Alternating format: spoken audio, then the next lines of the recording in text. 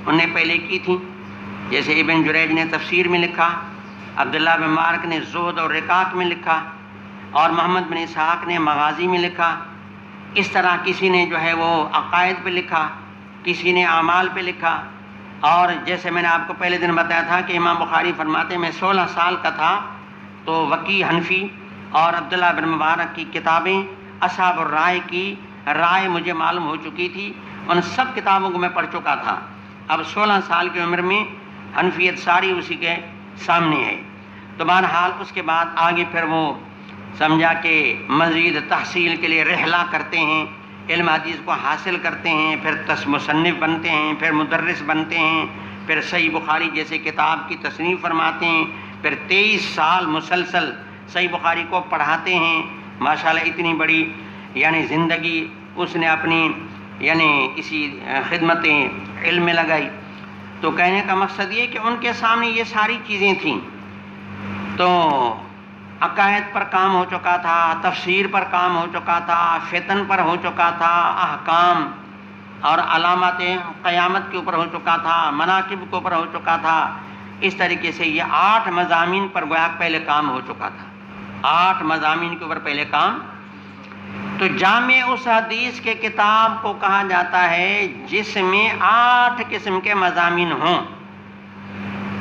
آگے میں سمجھ میں، تو جامع اس حدیث کے کتاب کو کہا جاتا ہے کہ جس میں 8 قسم کے مضامین ہوں۔ وہ کیا ہیں؟ سیر و آداب و تفسیر و عقائد، فتن و اشراط و احکام و مناقب، یہ شعر ہے، اس میں 8 مضامین آ گئے۔ سیر جمع سیرت کا، تو ایک ہوتا ہے یعنی بدء الخلق، اور ایک ہے سیرت۔ تاریخ کو اگر انسانیت کے آفرینش سے شروع کیا جائے، جہاں سے انسانیت پیدا ہوئی ہے، اگر ادھر سے تاریخ کو بیان کیا جائے تو اس کا نام ہے بدء الخلق۔ اس کا نام کیا؟ تاریخ کے اس حصے کو انسانیت کے سب سے پہلے کیا تھا؟ بھائی سب سے پہلے جو ہے بس اللہ کی ذات ہے اور کچھ بھی نہیں تھا۔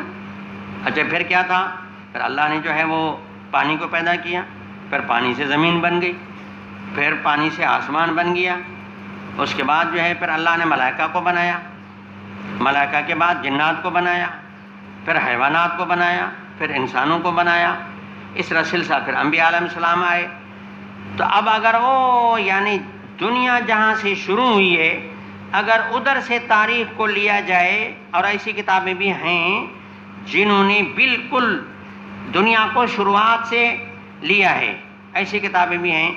تاریخ کے ایسی کتابوں کو کہا جاتا ہے بدء الخلق۔ میں بار بار دہرا رہا ہوں اس لیے کہ آگے مجھے اس کے بارے میں کچھ کہنا ہے۔ اس کو کیا کہا جاتا ہے؟ بدء الخلق۔ اور جناب رسول اللہ صلی اللہ علیہ وسلم کی ولادت سے اگر تاریخ کو شروع کیا جائے، پھر حضرت صلی اللہ علیہ وسلم کی وفات تک، تو اس کو کہا جاتا ہے سیرت۔ کیا کہا جاتا ہے؟ تو یہ سیرت اور بدء الخلق کا فرق ہے۔ تو بدء الخلق پر کام بھی پہلے ہو چکا تھا، مغازی پر بھی کام ہو چکا تھا، سیرت پر بھی کام ہو چکا تھا۔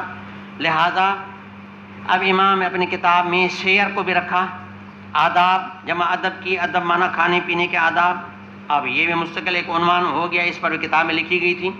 تو سیر و آداب و تفسیر و عقائد، تفسیر ابن جریج نے تفسیر میں لکھا، عبد الملک بن عبد العزیز ابن جریج، عبد الملک بن عبد العزیز ابن جریج مکے کے بہت بڑے عالم تھے، تفسیر میں کتاب لکھا۔ اور جیسے پہلے میں نے آپ کو شعر بتایا، کبن جریجن و حشیم مالکی و مامرن و ولد المبارکی، یہ لوگ تھے نا اس زمانے میں۔ تو یہ تقریباً 143 کے بعد ان لوگوں کا کام شروع ہوا۔ تو کہنے کا مقصد یہ ہے کہ آداب اور تفسیر، عقائد کی ضرورت اس لیے پڑی، جو 132 کے بعد جب یہ ہے کہ مانا ایک حکومتوں کا انقلاب آیا اور مسلمانوں میں قتل قتال اور خون کی وادیاں بہہ کے چلیں، ایسے حالات میں پھر یہ ہے کہ مسلمانوں میں آوارگی آنے کی وجہ سے عقائد فاسدہ نے جنم لی۔ اس کے بعد پھر علماء کو مجبور ہو کر ان کی تردید کرنی پڑی۔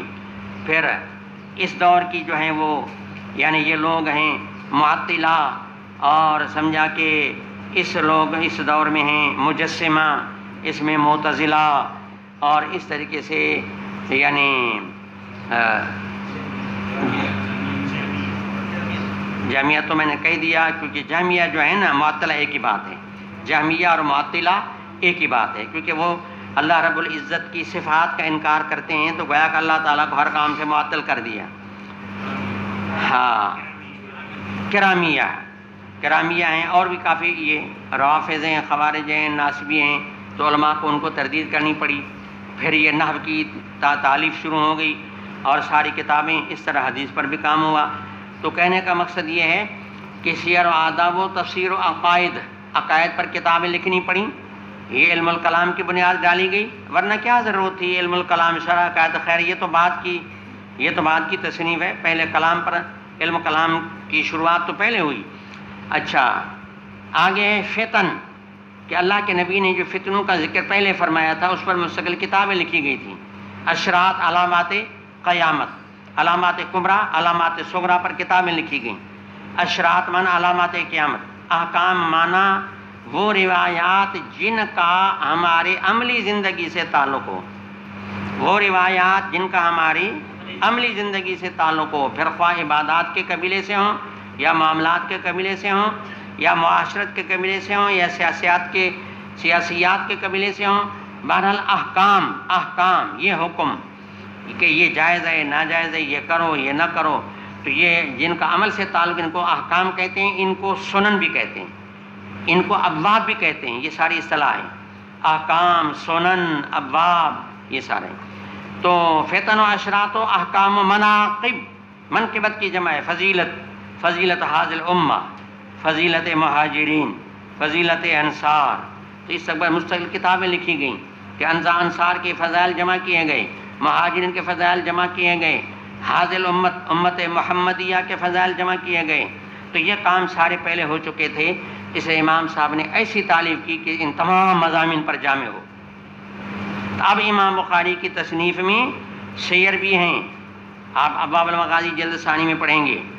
یہ کیا ہیں؟ نبی کریم صلی اللہ علیہ وسلم کی زندگی کے جو جنگوں کے واقعات ہیں ان کو ذکر کیا ہے، تاکہ مسلمانوں کو جہاد کا طریقہ کار اور جہاد کا ڈھنگ عملی طور بھی سامنے آ جائے۔ تو سیر آداب، تفسیر بھی اس میں ہے، کتاب التفسیر مستقل ہے، ابواب المغازی کے بعد کتاب التفسیر شروع ہو جائے گا۔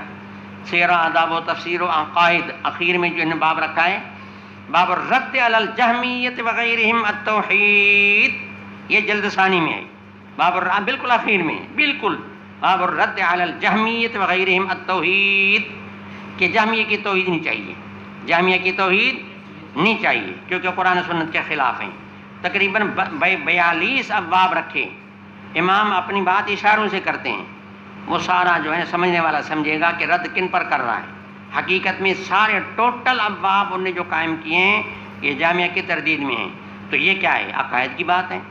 تو سیر بھی یہاں ہیں، آداب بھی ہیں، تفسیر بھی ہیں، عقائد بھی ہیں، فتن کا بھی ذکر، اشراط، احکام بھی۔ یہ دیکھو کتاب الایمان، کتاب العلم کے بعد پھر کتاب الطہارت شروع ہو جائے گا، پھر اس میں وضو، تیمم، غسل، پھر کتاب الصلاۃ شروع ہو جائے گا، پھر کتاب الزکوٰۃ شروع ہو جائے گا۔ یہ کیا ہے؟ یہ احکام ہے نا، نماز ہے، روزہ ہے، حج ہے، زکوٰۃ ہے، یہ سارے ہماری عملی زندگی سے ان کا تعلق ہے، یہ سارے احکام ہیں۔ تو احکام میں اشراط، مناقب حاضر امہ، ان کو بھی ذکر کیا۔ اس طریقے سے مناقب مہاجرین پر مستقل باب رکھا، مناقب انصار پر مستقل باب رکھا۔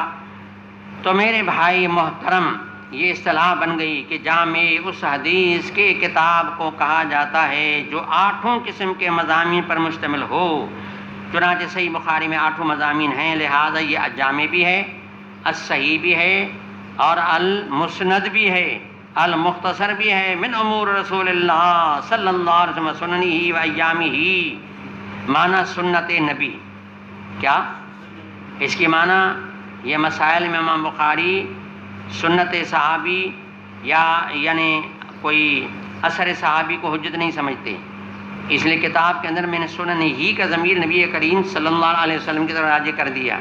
تو بہرحال یہ ابھی الحمدللہ کتاب کا نام بھی پورا ہو گیا، ضمن میں بہت ساری باتیں بھی آ گئیں۔ تو اب یہ ہے کہ مجھے آگے کتاب میں آج داخل ہونا تھا، لیکن اب کیا کریں کہ بس یاد ٹائم یہاں ختم ہو گیا۔ آخر دعوانا الحمدللہ رب العالمین۔